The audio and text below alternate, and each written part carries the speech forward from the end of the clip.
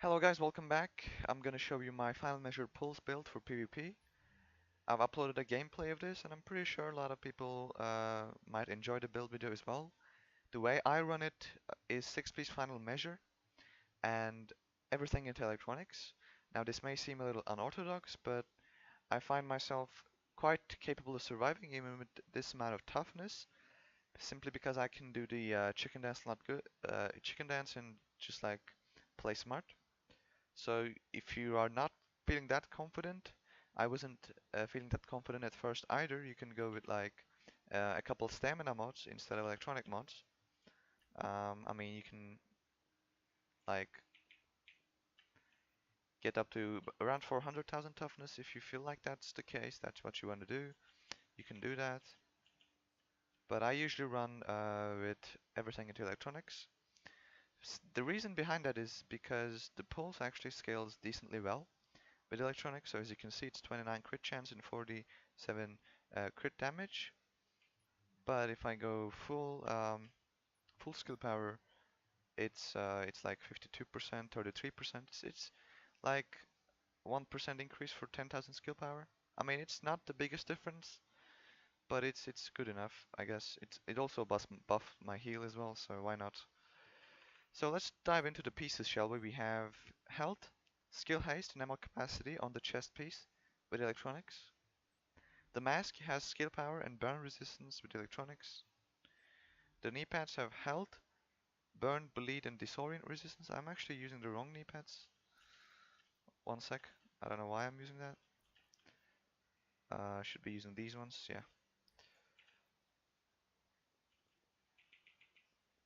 So the knee pads should have health, burn, shock, and disrupt resistance.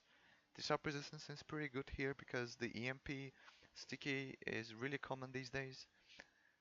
We're running it with electronics as well. Then the backpack has skill power with disrupt resistance as well, so it's like 50% disrupt resistance, which means 50% less duration on the EMP status effect. We also have skill power. You could go with health here as well. It's a good choice. I don't have anything against it. It's pretty good. But I just, as I said, want to buff up that skill power really high. Like the reason I don't go skill power on the knee pads is because the skill power is actually a lower roll, like it's 13,000. If it was like 16,000, I would take it in the knee pads as well.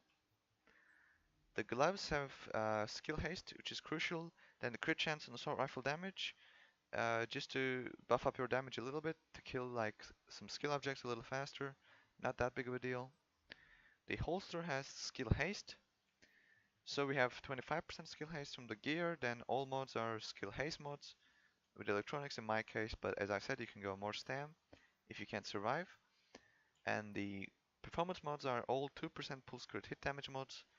This is also a pretty good part of the build. So it's 8% more damage, more crit damage on the pulse, which is pretty good. And we're sitting at a pulse with 32% crit chance and 51% crit damage. So if the players, like your teammates, have decent crit builds with assault rifles, they should have around 30% crit chance. So this will put them at the 60% cap.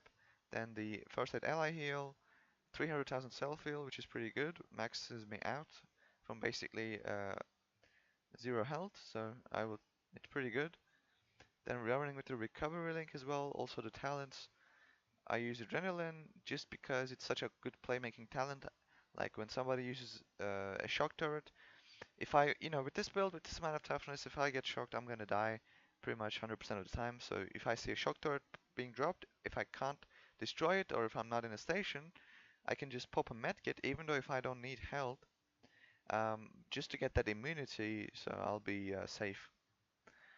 Combat medic obviously very important for healers as well as triage, pretty good.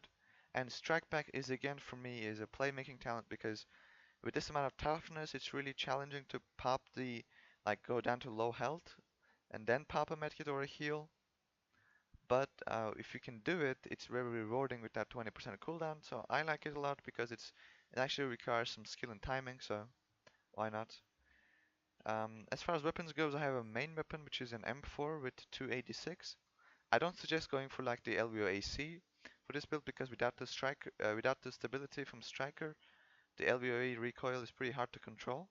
So M4 is, I think, a little better. I run it with Talented, Competent, and Determined. Talented works on skill objects, so I get additional skill power every time I kill like a turret or station. As you can see, like the some lot of striker players use support stations, so and their support stations are usually pretty easy to kill. So I can just kill one of those when they drop it real fast for that additional skill power.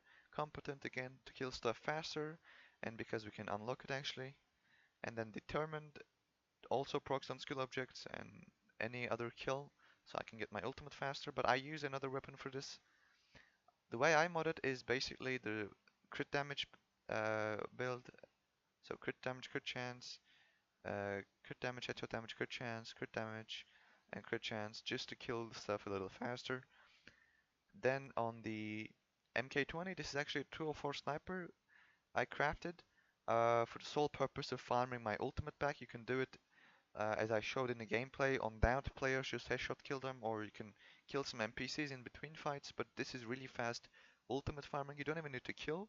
You can just headshot as well for cool-headed, but if you get a kill, it's much more beneficial. We run this with skilled, determined, and cool-headed. This is, I believe it's pretty good because all three of these talents actually help us get our ult back. So this is like a complete weapon dedicated to farming the ultimate back, and it does that really, really good. So it's a 204 sniper because I wanted to unlock the talents. If you don't have it, like if you have like 229 or 256, you cannot unlock skilled or determined. So, and since we're going for headshot kills for skilled, we should mod it with headshot damage. That's how I mod it at least. So that's pretty good. Then the sword off, I usually use this to finish off the downed players that my teammates down, as you can see in the gameplay. If you checked out the gameplay, you'll be able to see it. It has sustained, determined, and predatory. So sustained and determined uh, and predatory are all talents that will proc on bashes. So when I bash a downed player down, I'll get cooldown reduction and 41% more health. So it's pretty good in that sense. This is again 204 to unlock the talents. And that's pretty much the build. Hope you enjoyed it. If you liked it, subscribe for more gameplay and more builds coming in. I'll catch you guys on the next video.